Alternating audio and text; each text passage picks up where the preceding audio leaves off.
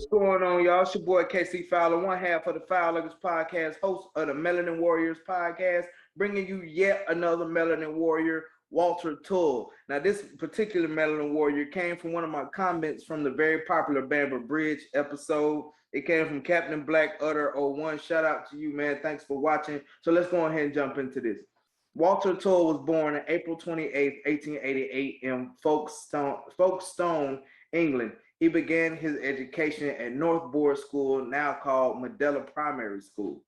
In 1895, his mother passed away. Soon after, his father married again and gave birth to a daughter in September.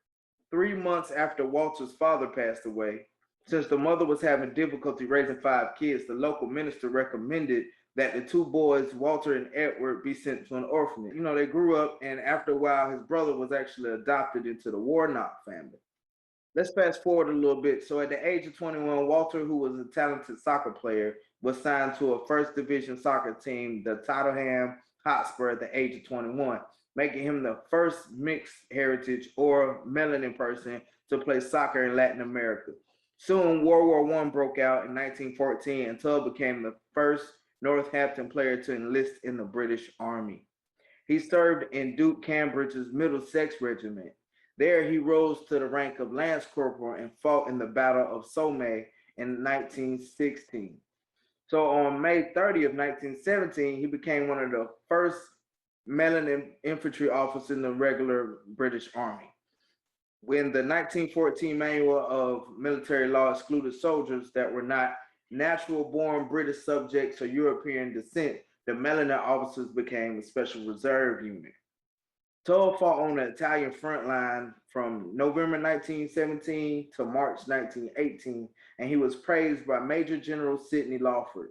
The reason for the praise was due to a night raid where he led 26 of his men on a night raid, crossing the fast-flowing rapids of the Plave River into enemy territory, and he brought all his people back unharmed.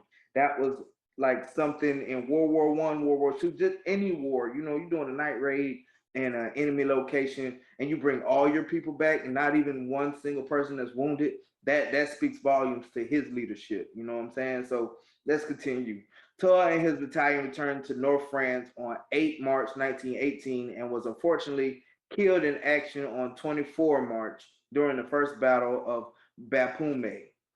His body was never recovered despite the efforts taken to recover it. There was even a private that also was a goalie that played for the same soccer league. He attempted to recover the body and he wasn't able to, and several others tried to. It was too hot of a zone, I guess, for them to go get this melanin brother. But the commanding officer put Tull forward for a military cross.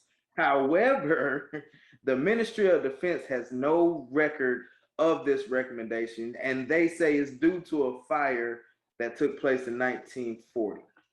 So whether fighting on the soccer field, making his presence known, or leading his troops during World War II, Walter Tull, who was the first melanin officer of the British Army, led from the front and fought for his country and protected his men, man, which is really dope, man.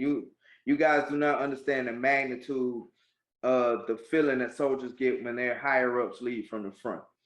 So being that he was recognized by the general on many occasions, he made the ultimate sacrifice for what he believed in, making him truly a melanin warrior, guys. So remember to like, subscribe, share on YouTube. Check me out on Anchor, Google Podcasts, Apple Podcasts, Spotify, and several other podcasts. Man, y'all can even check me out on TikTok, melanin_lion. And always remember, if you don't stand for something, you're going to fall for anything.